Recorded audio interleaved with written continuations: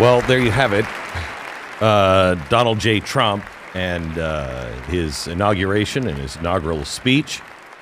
A good, focused speech for this president. He really stayed on target. I'm going to go through some of the things that he talked about here in just a minute. There was one thing that he said that really gravely disturbed me. I've never heard a president ever utter these words before. We'll get into that in just a minute. But I wanted to ask Allie Beth, what did you think of the speech? I was a little surprised that right out the gate, as soon as he started the speech, he started indicting and eviscerating everyone in that room. So how corrupt and incompetent they were. I loved it. I thought it was a great start of the speech, actually. I will tell you that it crossed my mind what courage it takes to. He didn't say it to eviscerate. He didn't say it directed at any one person. He eviscerated the policies, and the courage to say that with those eyes right behind you, yep. I thought was remarkable. Me too. And I think everyone appreciated that boldness and that bravery right out of the gate. I did. I expected that more tonight, though. Or the next, he's going to the arena next, right? Yes. He's going to give another speech. That's kind of where I expected that vibe. I mean, it's more, you get more points though for doing it to their faces, basically. I think so too. He talked right out of the chute, North Carolina, Los Angeles, left without, quote, a token of defense. Mm-hmm. Completely and totally reverse this betrayal of our people. And from this moment on, America's decline is over. Our liberties and destination will no longer be denied. Those are powerful, powerful words that he said. He also said he's learned a lot. Those who wish to stop our cause will not stop at anything, but my life was saved for a reason.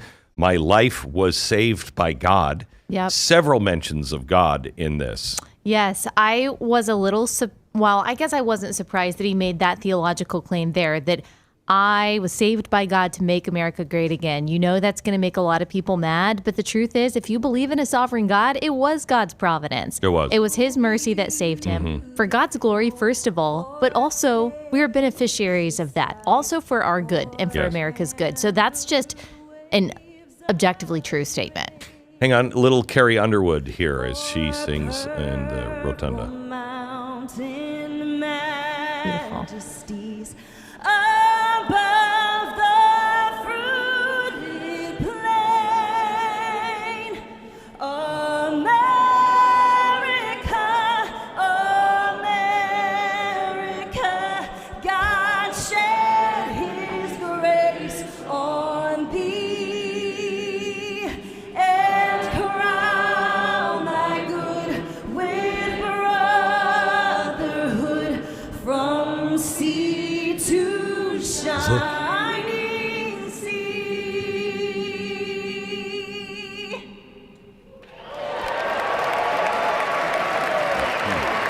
I think Joe Biden was singing the wrong words, and Kamala was barely singing. How good was that, though? She looks, of course, always fantastic, but that is an incredible version. She's the perfect person for that. She is. Yep.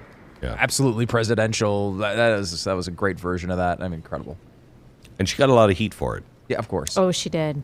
I'm glad she powered through it, though. I am too. I am too. Yeah. You know? Okay, we're going back to stupid speeches, so let's just go through his speech a little bit more. He talked about the Black and Hispanic community coming together.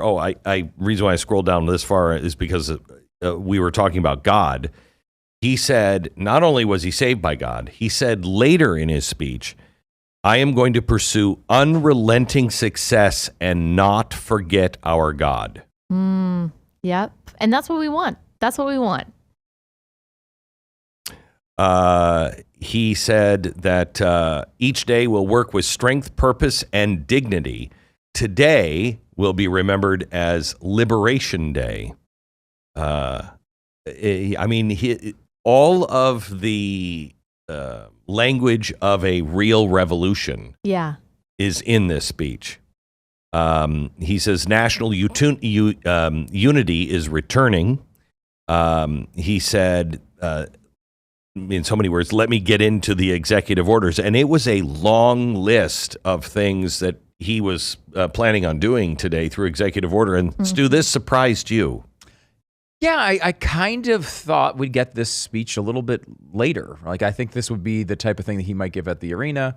It was more policy heavy. And I asked you a couple times, just like your view of history, is this speech normally...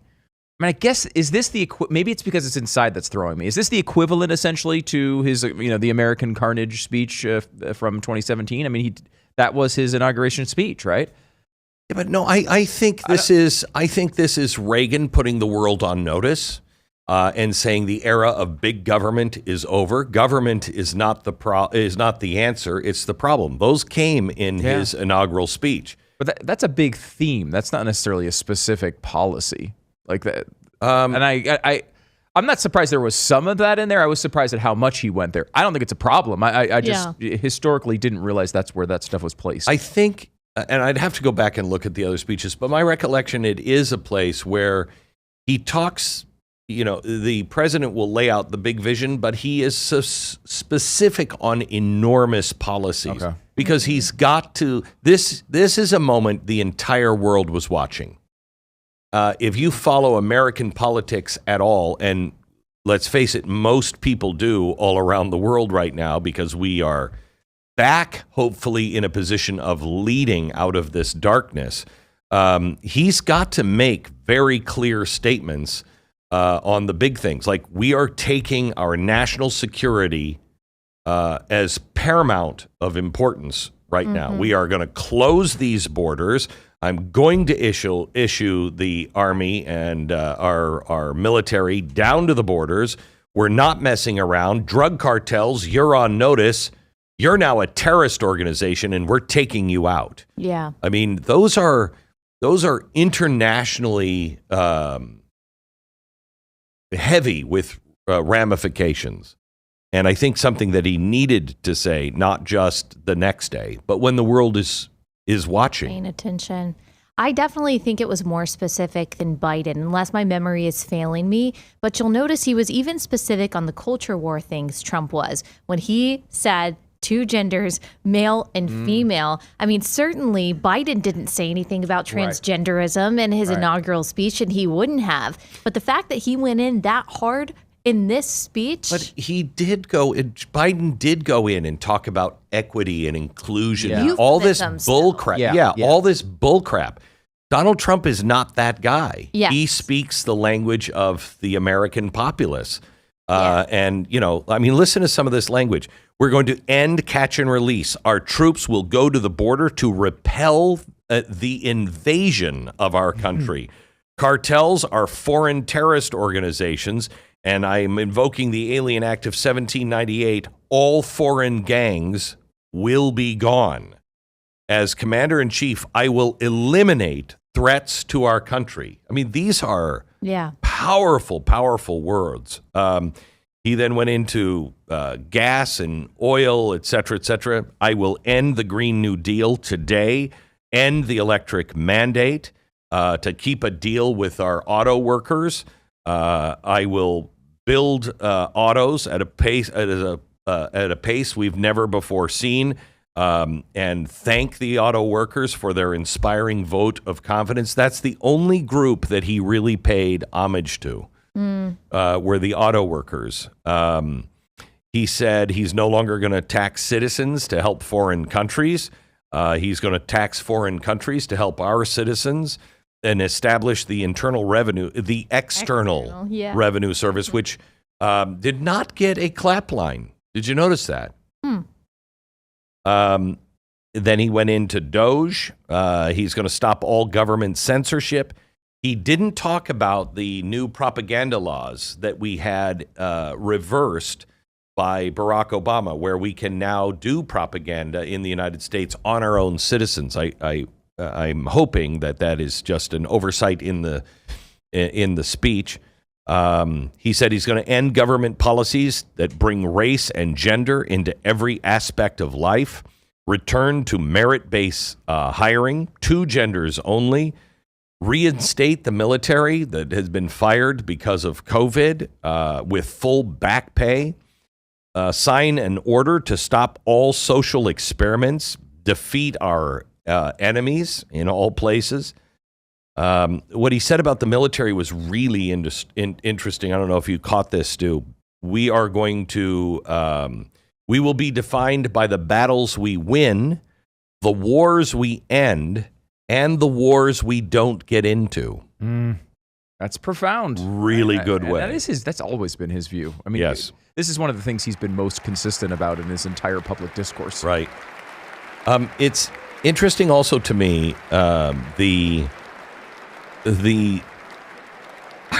I can't figure out why. Is this because of the oil policies that President Biden enacted and eternal God, on the Gulf of America?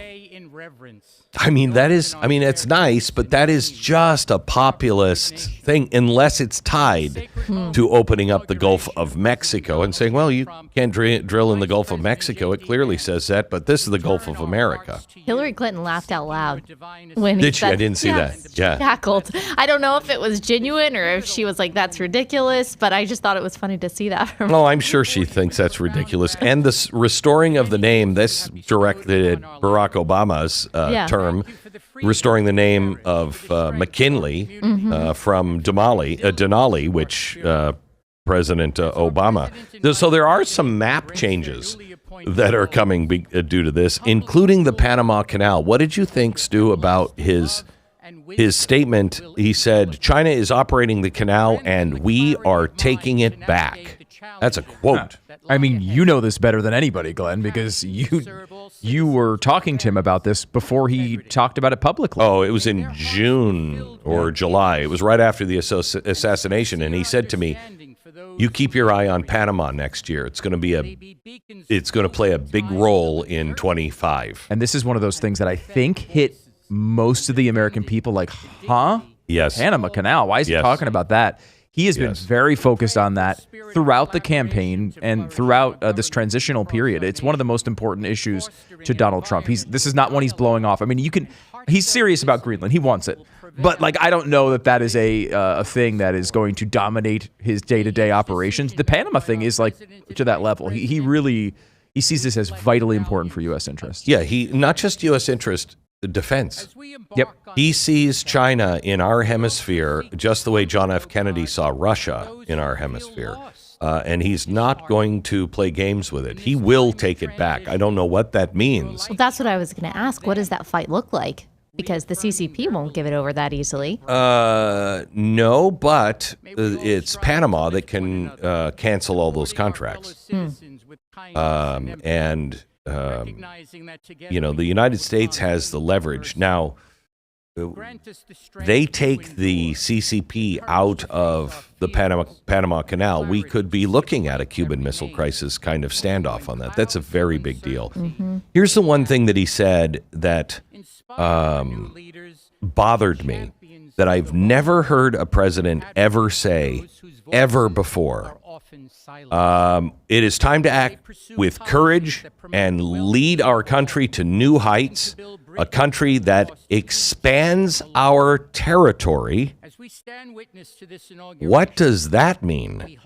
Expands our territory. We have always been a country that does not take the spoils of war, so I know he doesn't mean it through war.